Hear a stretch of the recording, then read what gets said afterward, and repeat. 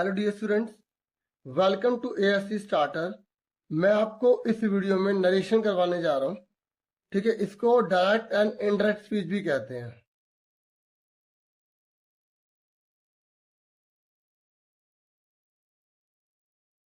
ठीक है, इसको हम रिपोर्टिंग स्पीच भी कहते हैं। ठीक है, तो तीन नामों से जानी जाती है। रिपोर्टिंग स्पीच के नाम से भी जानी जाती है।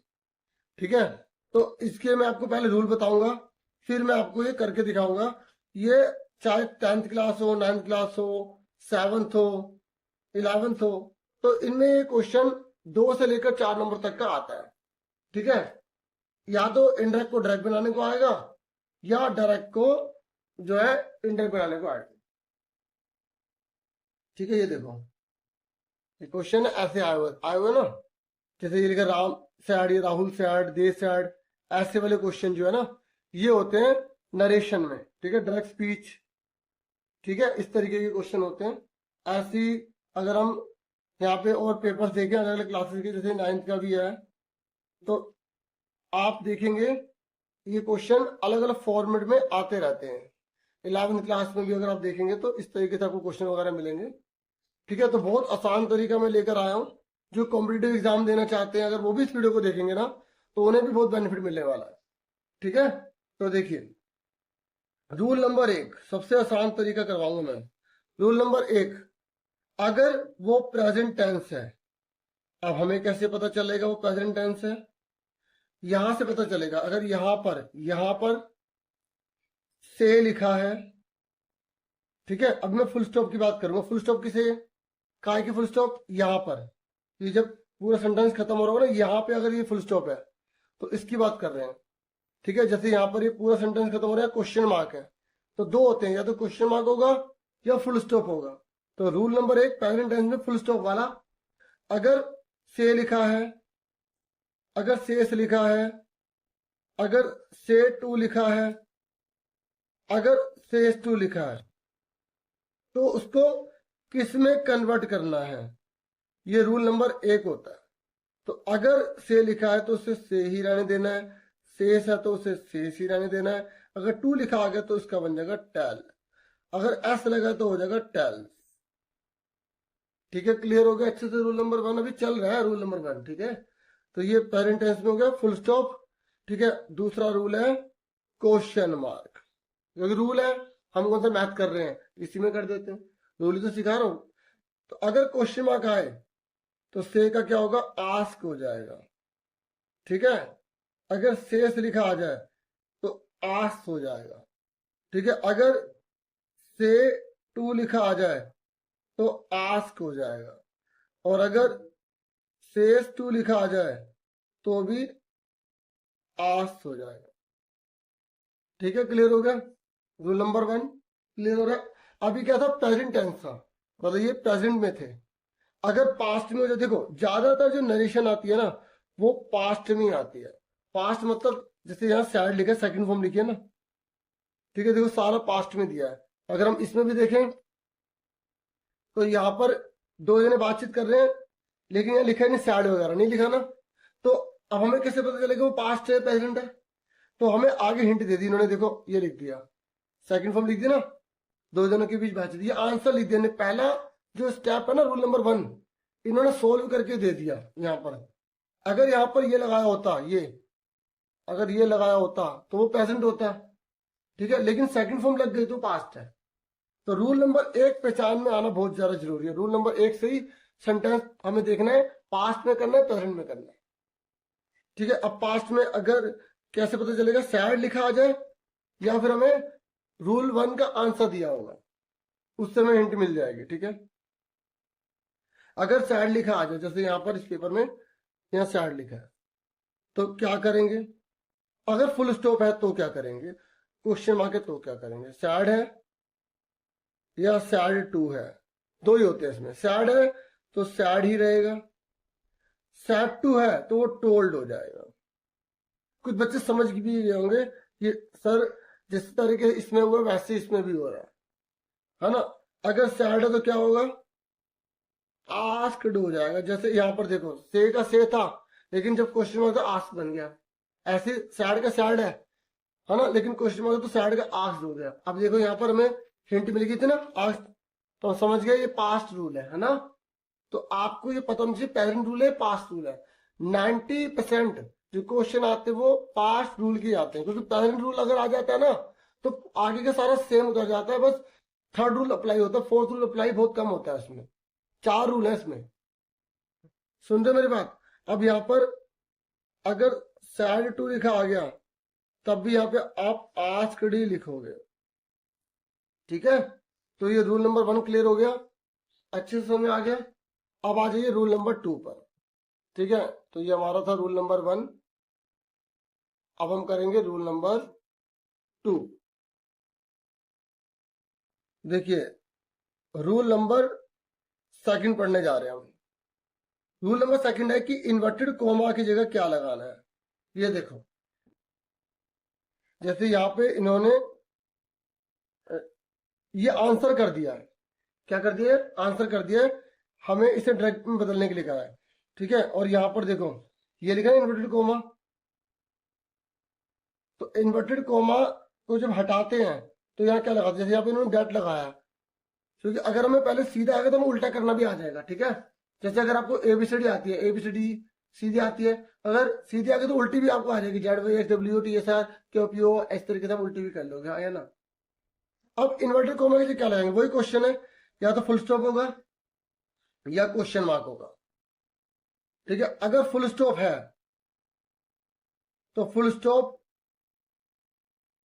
या तो आएगा अफर्मेटिव की वजह से, अफर्मेटिव, ठीक है। अफर्मेटिव जैसे पॉजिटिव सेंटेंस हो गया या नेगेटिव हो गया। जैसे पॉजिटिव मतलब इसमें हाँ बोलना है या सिंपल बात हो, जैसे आई रीड बुक, और नेगेटिव जिसमें I do not read book, तो इसमें नेगेटिव आगे नोट लग जाता है ना इसमें, ठीक है। तो ये फुल स्टॉप वाले होते हैं, क्या होते हैं, फुल स्टॉप वाले। तो इसमें क्या लगाएंगे, इन्वर्टेड कॉमा में अगर फुल स्टॉप आ जाता है और वो अफर्मेटिव सेंटेंस है तो आपको वहां पे दैट लगाना। जैसे यहां देखो इन्होंने आंसर में आंसर करो तो दैट है ना, क्योंकि इसका मतलब ये फुल स्टॉप वाला था। तो जब हम इसको वापस उल्टा करेंगे तो इन्वर्टेड कॉमा जब लगाएंगे इसमें तो फुल स्टॉप वाला लगाएंगे, ठीक है। सुन रहे मेरे भाई, जैसे अगर मान लो ये है, यहाँ फुल स्टॉप है ना, तो यहाँ क्या लगेगा, दैट वाला आंसर आएगा। इसका अगर आंसर करेंगे तो दैट वाला आंसर आएगा। ये देखो, ये देखो,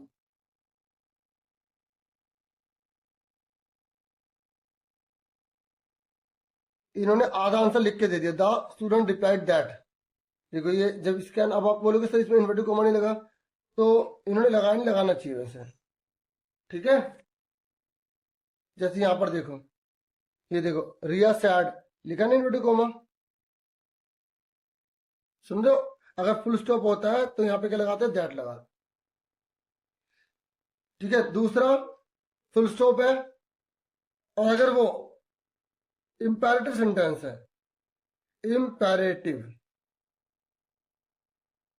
इंपैरेटिव क्या होते हैं, जैसे किसी को हम एडवाइस कर रहे हैं, एडवाइस, किसी को ऑर्डर दे रहे हैं, ऑर्डर्ड, थर्ड फॉर्म लगानी है आपको। किसी को आशीर्वाद दे रहे हैं, ब्लेस्ड, BLESSED। किसी को धमकी दे रहे, थ्रेटेंड, ठीक है। किसी रिक्वेस्ट कर रहे, रिक्वेस्टेड। इस तरीके से अगर वो इंपैरेटिव सेंटेंस है, ठीक है, इंपैरेटिव समझ में आ गया, तो वहां पर आपको इन्वर्टेड कोमा की जगह टू लगाना है, और जो सैड वगैरह है ना, सैड वगैरह उसकी जगह आपको ये लगाना है। मतलब जैसे यहाँ सैड वगैरह टोल्ड वगैरह लगा रहे हो ना, तो यहां पर आपको पता क्या लगाना पड़ जाएगा, ऑर्डर्ड, रिक्वेस्टेड, ये लगाना पड़ जाएगा। आई समझ। तो ये मैंने आपको किसका बताया, फुल स्टॉप का बताया। 2 तरीके से फुल स्टॉप वाले सेंटेंस हो सकते हैं, अफर्मेटिव हो सकते हैं, इंपैरेटिव हो सकते हैं, ठीक है। फिर उसके बाद क्वेश्चन मार्क वाला देखो।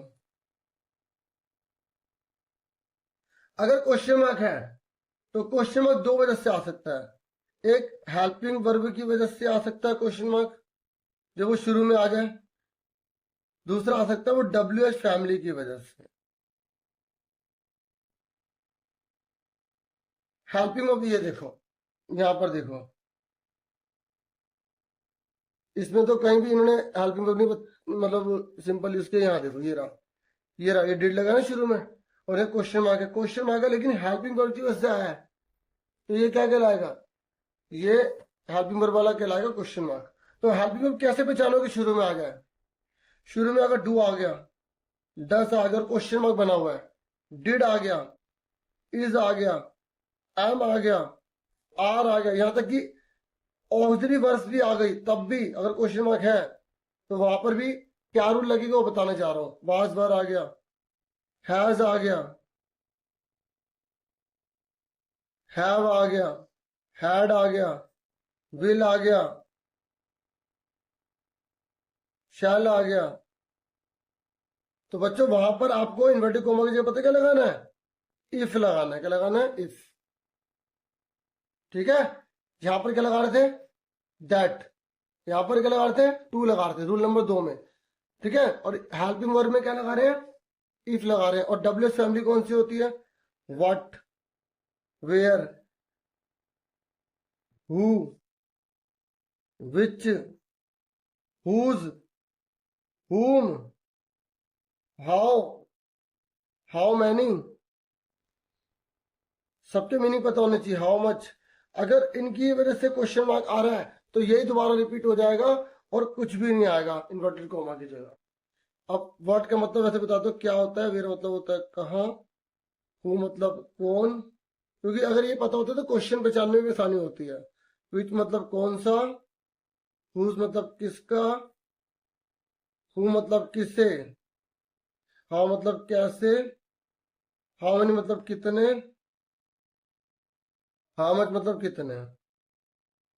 ये काउंटेबल के लिए होता है, अनकाउंटेबल के लिए होता है। ठीक है, तो अब यहाँ पर देखो, जैसे यहाँ पर डेट लगा था ना, तो यहाँ पे क्या लगाएंगे, इफ लगाएंगे। क्या लगाएंगे, इफ लगाएंगे। ठीक है, तो ये देखो इन्होंने इसका आंसर तो यहाँ पे करा हुआ था। ये देखो देखो रूल नंबर जो हमने 2 तक पढ़े ना, तो देखो टीचर स्टूडेंट से कह रहा है क्या तुमने अपना असाइनमेंट टाइम पर पूरा कर लिया, तो टीचर यहाँ पे आस्क लगा दिया स्टूडेंट को, फिर इन्वर्टेड कोमा से क्या लगाना था, इफ लगाया ना, इफ।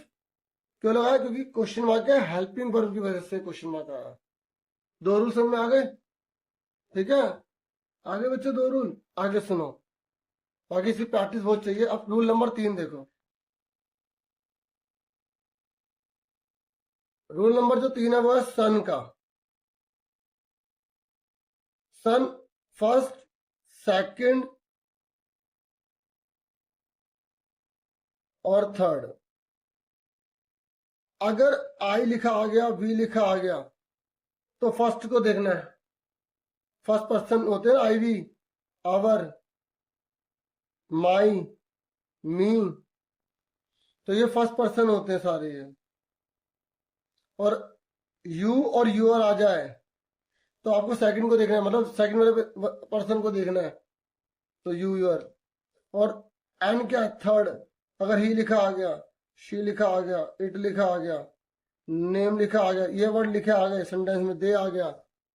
ठीक है, हिज आ गया, हर आ गया, हिम आ गया, तो आपको सेम उतार देना, नो चेंज। एन मतलब no change, subject object no change, subject object और नो चेंज।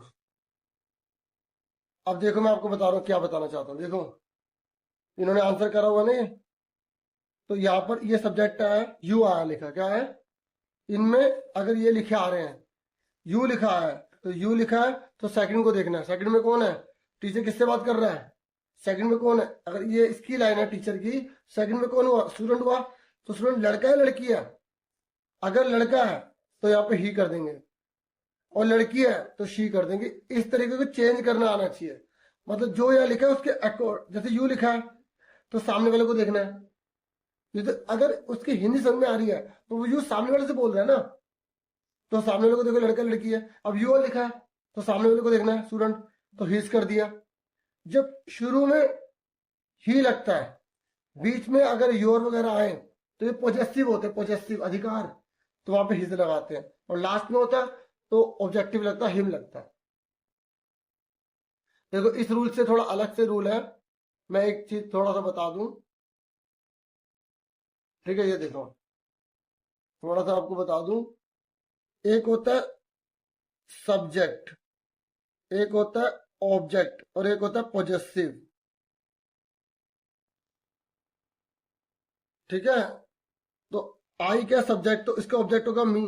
पॉजेसिव क्या होगा इसका, माई, मेरा है, अधिकार।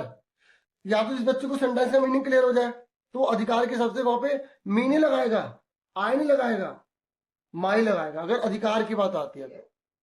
ठीक है, वी आएगा, ऑब्जेक्ट होगा तो अस लगेगा, लेकिन अगर अधिकार वाली लाइन आ गई हमारा तो और लगेगा। ये छोटे छोटे रूल याद होना चाहिए। ही का हिम होता है, लेकिन अधिकार वाला है तो हिज होता है, कि उसका होमवर्क।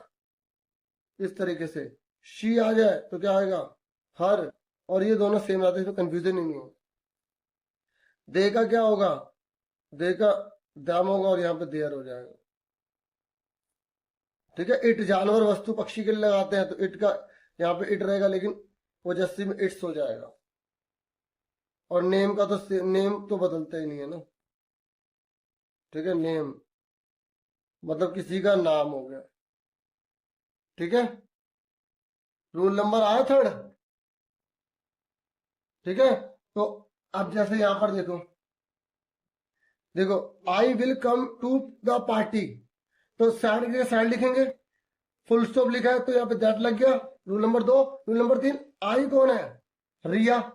जब आई लिखा आता है तो पहले को देखना है, ये लिखा, जब ये लिखे आते हैं तो पहले वाले पर्सन को देखना है। पहले वाला पर्सन कौन है, रिया। वैसे इसमें दूसरे पर्सन का नाम ही नहीं दे रखा, तो दूसरे को जो मर्जी मान लो, पर हमें आई लिखा तो पहले को मानना है। तो पहला रिया दे रखा है, लड़का लड़की है, लड़की है तो शी हो जाएगा। ठीक है, अब आ जाओ रूल नंबर 4 पे। देखो रूल नंबर 4 तभी अप्लाई होता है जब वो पास्ट में चल रहा हो। ठीक है, पास्ट में चल रहा हो, क्योंकि प्रेजेंट में तो बाकी सारा सेम उतर जाता है।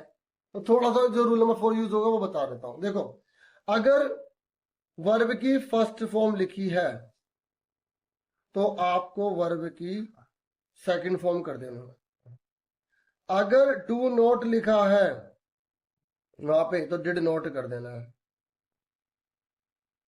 क्या कर देना, डिड नॉट कर देना। और खाली अगर डू आ गया या डज आ गया, खाली डू डज हो गया और वहां पे नोट नहीं था, नोट नहीं था, तो आपको वर्ब की, क्योंकि इसके साथ में वर्ब की फर्स्ट फॉर्म भी होगी, तो आपको वर्ब की सेकंड फॉर्म कर देनी है और डू डज गायब हो जाएगा। सुन रहे हो? और अगर डिड लिखा आ गया, डिड लिखा आ गया तो आपको यहाँ पे हैड प्लस वर्ब की थर्ड फॉर्म कर देना है। अगर इज एम आर लिखा आ गया, ये रूल है, इज एम आर लिखा आ गया तो आपको वाज या वर कर देना है सेंटेंस के हिसाब से। अगर वाज वर लिखा आ गया तो आपको हैड बीन कर देना है। अगर कैन लिखा आ गया तो कुड कर देंगे। विल लिखा आ गया तो वुड कर देंगे। ठीक है, शैल लिखा आ गया तो ज्यादातर वुड ही हो जाता है। आई होगा तो शुड लगा देना, नहीं तो सबके साथ वुड ही लगा देना। ठीक है, ऐसे अगर हैज आ गया, हैव आ गया तो वहां पे हैड कर देंगे। ठीक है, हैव लिखा आ गया तो क्या कर देंगे, हैड कर देंगे। सुन रहे हो, ये रूल है। और इसके अलावा अदर रूल क्या है, अगर हेयर मतलब उसमें पास की बात हो रही है तो आंसर देते वक्त देयर कर देते हैं। क्वेश्चन मार्क होता है तो उसके फुल आंसर में फुल स्टॉप ही आता है, आंसर में फुल स्टॉप आता है। और डब्ल्यू एच फैमिली के साथ अगर हेल्पिंग वर्ब है तो आंसर में डब्ल्यू एच फैमिली, सब्जेक्ट और हेल्पिंग वर्ब बाद में चली जाती है। सुन रहे हो प्यारो, अच्छे बच्चों? ठीक है, और ऐसी कुछ और है, नाउ का देन हो जाता है, दिस का दैट हो जाता है। मैंने एग्जाम्पल के साथ बहुत सारी लंबी वीडियो बना रखी, वो भी देख लेना। ठीक है, और टूडे का TODAY, टूडे का डेड डे हो जाता है। टुमारो का नेक्स्ट डे हो जाता है।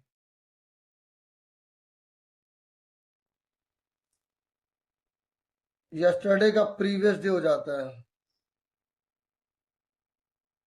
अब ये ना सब में चेंज हो जाते हैं, चाहे वो प्रेजेंट हो पास्ट। ठीक है, ये इतना ही था, समझ में आ गया। अब फटाफट इसके एक अदर एग्जांपल वगैरह देख लो।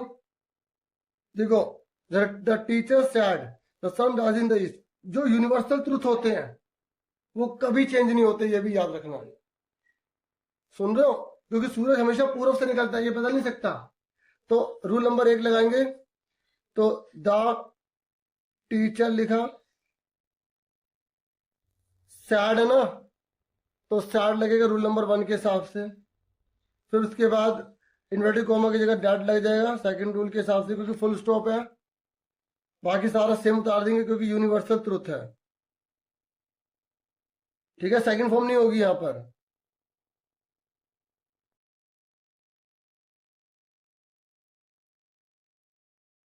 कह रहा है कि सुमैया और स्मृति है, वो कन्वर्सेशन कर रहे हैं, बातचीत कर रहे हैं। तो सुमैया कह रही है, can you teach me how to sing? क्या तुम मुझे सिखा सकती हो कि कैसे गाना गाना है? तो स्मृति कह रही, yes I will come to my singing club tomorrow, कि कल मेरे सिंगिंग क्लब में आ जाना। तो अब यहाँ पर देखो, इन्हें आधा कर दिया है, जो कर दिया उसे नहीं करना। इसमें बोला है सुमैया आग स्मृति, तो सुमैया स्मृति से कह रही है, पूछ रही है, आग इसलिए लगा क्योंकि क्वेश्चन मार्क है। ठीक है, तो स्मृति इफ क्यों लगाया? क्योंकि हेल्पिंग वर्ब की वजह से क्वेश्चन मार्क लगा हुआ है इफ। फिर उसके बाद यहाँ पर यू लिखा है। अब यू कौन है? स्मृति। अगर आपको चीज समझ नहीं आता कि सर कैसे कर रहे हैं, तो आगे आप वीडियो को देख रहे हो, पूरा कंसेप्ट समझा रहा हूँ। ठीक है, जिनको आता है उनके रिवीजन के लिए शुरू का पार्ट हो जाएगा, जिनको बिल्कुल नहीं आता उनके लिए पूरी वीडियो हो जाएगी। ठीक है, तो यू कौन है? स्मृति लड़के, तो शी हो जाएगा। याद रखना, जब हम आंसर करते तो इफ के बाद सब्जेक्ट लगाना होता है, और ये जो हेल्पिंग वर्ब होती है सब्जेक्ट के बाद लगती है। तो कैन का कुड हो जाएगा, फिर टीच का टीच रहेगा। मी कौन है? सुमैया, वो भी लड़की है, तो यहाँ पे हर आ जाएगा। ठीक है, और हाउ का हाउ, टू का टू, सिंग का सिंग रहेगा। फिर स्मृति कह रही यस, तो स्मृति रिप्लाइड दैट शी वुड। तो देखो, तो रिप्लाइड हो गया, ये आई का क्या है? स्मृति लड़के, तो शी हो गया। विल का वुड आंसर करा हुआ है, यहाँ तक करा हुआ है ना अभी तक।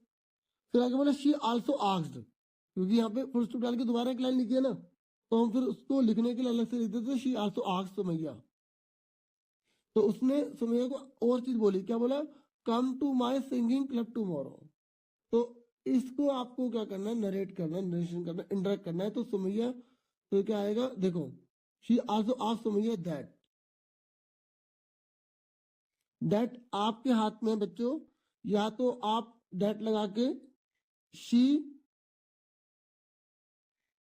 वुड अपने आप लगाओ, शी वुड कम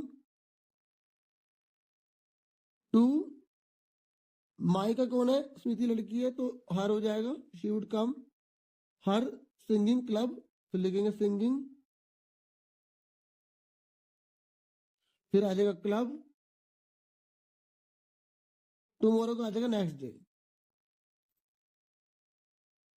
ठीक है, या आप ऐसा कर सकते हैं इसकी जगह, she also asked Sumaiya to come to her singing club next day. आप टू से भी लगा सकते हैं, क्योंकि यहाँ पर फुल स्टॉप देके अलग से लिखा हुआ है। या तो सब्जेक्ट खुद लो, या सब्जेक्ट नहीं लगा दो, टू लगा के इंफिनिटी लगा के उसको कंप्लीट कर सकते हैं, दोनों सही है। क्लियर हो गए? फिर उसके बाद और ढूंढो कौन से हैं। यहां पर हम देखते हैं नीचे, ये देखिए, फिर 7वें नंबर पर आया हुआ है। यहाँ पे नित्य है, when are you joining the dance classes? तुम डांस क्लासेस कब ज्वाइन कर रही हो? तो ये क्वेश्चन मार्क है, या डब्ल्यूएच फैमिली है। क्वेश्चन मार्क दो वजह से होता है, हेल्पिंग वर्ब और डब्ल्यूएच फैमिली। फिर साक्षी कहिए, I am joining the classes on the 18th, जो 18th आ रही है उसमें ज्वाइन करूंगी। Do you wish to join along? क्या तुम साथ में ज्वाइन करना चाहते हो? इच्छा है तुम्हारी? तो अब देखो, इसका आंसर कर दिया इन्होंने, नित्य आज साक्षी वैन। देखो, जब हम क्वेश्चन की प्रैक्टिस करते हैं तो उसका क्वेश्चन अगर बन के आएगा तो हमें अच्छे से आ जाएगा। तो नित्या क्वेश्चन मार्क है तो पूछ रही है आस्क्ड साक्षी से। जब डब्ल्यूएस फैमिली आती है तो डब्ल्यूएस फैमिली उतर जाती है वहीं पर सेम। तो ना तो इफ लगाते ना टू लगाते ना दैट लगाते। इफ लगाया, लेकिन मैंने क्या कहा था, जब इफ आ जाता है या दैट लगता है तो उसके बाद हमेशा सब्जेक्ट लगाते हैं। पर यहाँ वैन आया तो वैन के बाद भी सब्जेक्ट लगेगा, क्योंकि क्वेश्चन मार्क का फुल स्टॉप बन जाता है। उसके बाद अब देखो यू कौन है, साक्षी लड़के, तो शी और आर का बाद में वास बन जाएगा। ठीक है, ये देखो शी और आर का बाद में आएगा वास। ज्वाइनिंग द डांस क्लासेस, ये लिखा हुआ था आंसर। फिर Sakshi replied that she was joining the classes on the 16th, ये भी सारा लिखा हुआ है। यहाँ पे गलत लग गया, 18 आएगा। ठीक है, do you wish to join along, इसका करना शी फर्दर आस्क्ड, इसका करना आंसर हमें। तो शी फर्दर आस्क्ड, अबे डू कौन है, हेल्पिंग वर्ब है, तो यहाँ पे लगाएंगे इफ। यू कौन है, यू कौन है यहाँ पर, नित्या, कौन है, नित्या, तो वो भी लड़की है तो क्या आएगा, इफ शी, शी, उसके बाद डू का क्या हो जाएगा, अगर नोट होता तो हम लिखते डिड नॉट, लेकिन अगर डू है तो वर्ब की सेकंड फॉर्म कर देंगे और डू को गैप कर देंगे। If she wished to join along, full stop लगा देंगे। समझ में आ गई। अब एक और देख लेते हैं, ये देखो ये आया 9वें नंबर पर। My friend said to Deepak, have you ever been to Agra, यहाँ लिखा ना रिपोर्टर स्पीच। तो यहाँ पर कैसे आंसर आएगा, माई फ्रेंड सैड टू दीपक, यहाँ पे हेल्पिंग वर्ब कैसे क्वेश्चन मार्क है, माई फ्रेंड लिखेंगे, सैड टू की जगह आस्क्ड आ जाएगा, फिर दीपक लिख देंगे। ठीक है, फिर क्वेश्चन मार्क है ना यहाँ पर, तो क्वेश्चन मार्क आएगा तो क्या लगाएंगे, इफ, क्योंकि हेल्पिंग वर्ब की वजह से। और इफ के बाद पहले सब्जेक्ट लगाएंगे, यू कौन है, दीपक लड़का है तो ही आ जाएगा, ही। ठीक है, ही, हैव का क्या हो जाएगा, हैड, एवर का एवर, बीन का बीन, टू का टू, आगरा का आगरा, फुल स्टॉप का फुल स्टॉप आ जाएगा। समझ में आ गया। देखो मैंने इन 3 के आंसर आपको बताए हैं। ठीक है, और एक और है चौथा, मतलब 4 आ रही है नरेशन। ठीक है, अब चौथे का आंसर देखते हैं फटाफट। देखो 4 है ना, तो 4 में से 3 में तो एमसीक्यू में नहीं देगा, एक दे दिया एमसीक्यू में, तो इसी में आंसर छाटना है। तो यानी कि mother, why are you late from school Amit, तो mother asked Rohit why was he late from school, ये ना गलत छप गया यहाँ पे, वाई ही वाज आएगा। चलो ये तो क्वेश्चन में हमें दिक्कत नहीं है, लेकिन पेपर में बिल्कुल सही से आएगा। आप ये मत सोचें कि यहाँ दे दे वहां गलत दे देंगे, ऐसा नहीं है।